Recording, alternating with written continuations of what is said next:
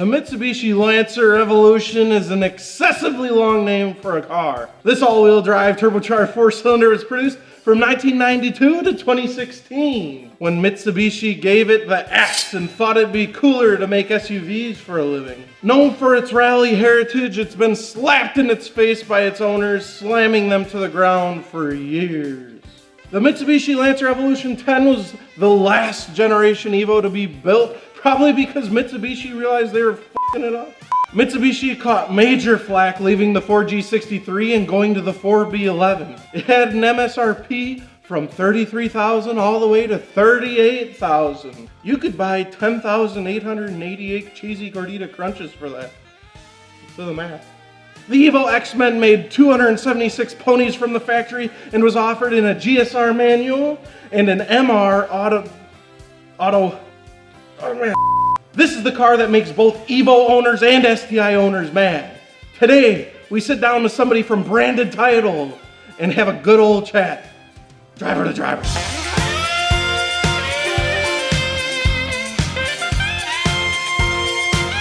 Alright, so don't forget wheels, tires, suspension, FitmentIndustries.com. I am Dakota and I am here with Lawson.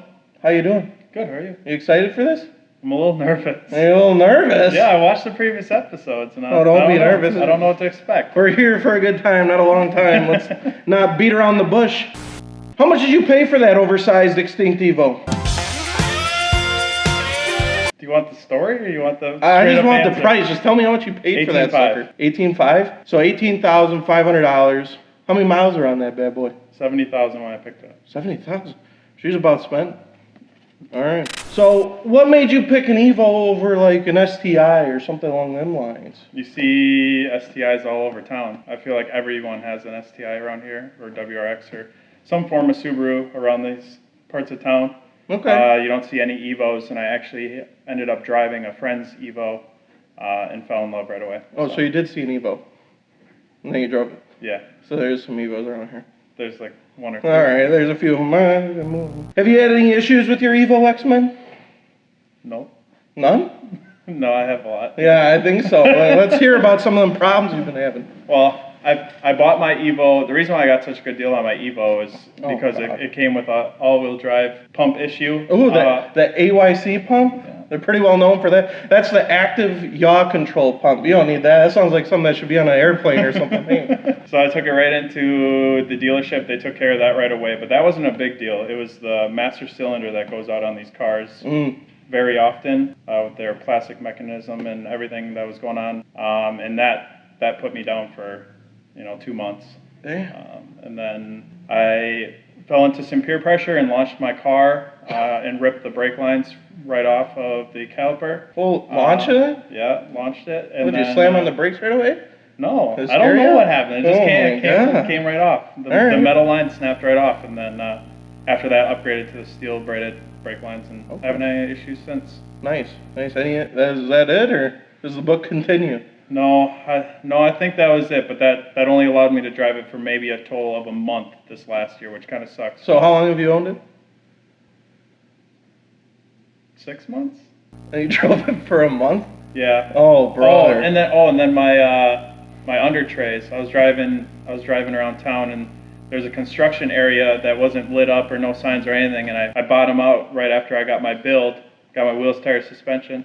FitmentIndustries.com. Nice plug. And then I bottomed out in a construction area and blew my under tray into pieces. So that sucked too. Couple issues. And you drove it for a month. All right. Sounds good. So we have some questions from the viewers, and they're dying to know. Shooty McShootface asks, what's it like always looking at STI taillights? No. No? All right. Have you ever raced it? No, because it was down all summer. And never won a race? No. No races. You ever see any STI taillights? They're all around town, I've heard. Yeah, they're all around town, but no, never seen any taillights. Swizzy says 3 cons and 3 pros about your Evo. Oh, God. I guess for my personal use, I enjoy all the benefits on the interior. I always drove like old JDM cars, so like having all the buttons on the steering wheel and just having the Recaro stock And just an updated interior from what I'm used to would definitely be one. Obviously, having a turboed car, it's my first turbo car. That's definitely one as well. And I'd say for probably the last pro would be, it's just an easy platform to, to modify as long as you do it smart. I've been warned many times about the motor. Yeah. And to be careful when modding the motor, which we haven't touched yet. We want to dip into a little bit here coming up. But those would probably be the 3 pros. Okay, 3 cons? Cons, 100% master cylinder. If you have an EVO, get your master cylinder done right away. Facts. Like ASAP. What about fuel mileage? What are you getting for fuel mileage in that puppy? 16-ish? That's not so good. No. Fuel mileage is not the greatest. And especially when you are addicted to boost noises. Blowing it up? Yeah. No, not blowing it up. Oh, all right. Boost noises. Yeah. It definitely is even worse. So. Gotcha. One more con. Or do you love it that much that there's only 3 pros and 2 cons? I think I love it that much. Okay, We're going to stick with that. Joseph John Sangalang asked, why Honda beat you up real good?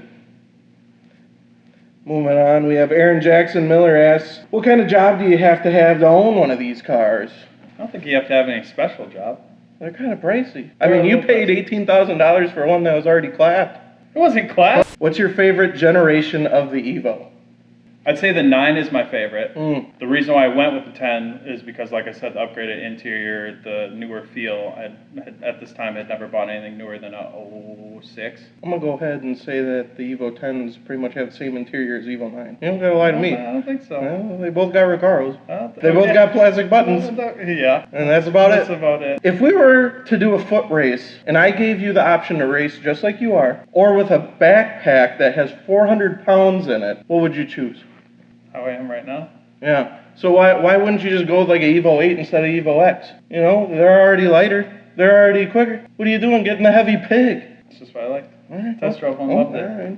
What mods do you have done to your car? 18 by 10.5 Cosmos square setup. MR2? MR2s. I looked at the pictures. And then Fortunato. Coilovers? I have a Big Wang. Voltex You're one of them carbon fiber guys. Big Wang. All right. Akrapovic catback exhaust. And just like your cold air intake, Cobb blow-off valve. So you have any more plans for her to make a little more power? How much power do you think she's making right now? I think it's still at the 291 factory. So you spent that much money on mods and you're still just making the same horsepower? Yeah.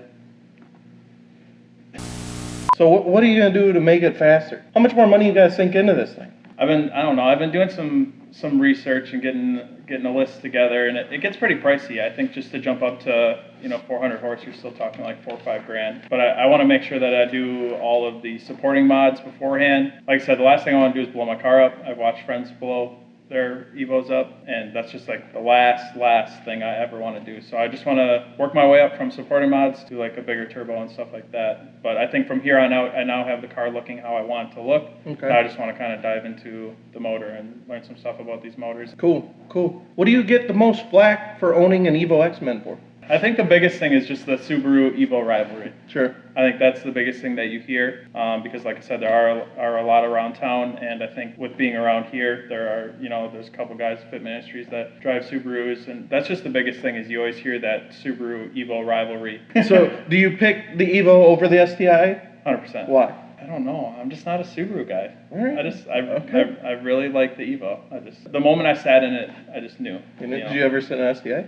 Yes. And you didn't know then? No. Okay. I actually test drove an STI and was going to buy an STI and then sat in the EVO and drove the EVO and bought the EVO. There you have it. So I compared. It's not just like I'm like listening. I did compare them. Right. And then you chose the heavy pig instead of the lean, mean fighting machine of the Evo 8 or 9.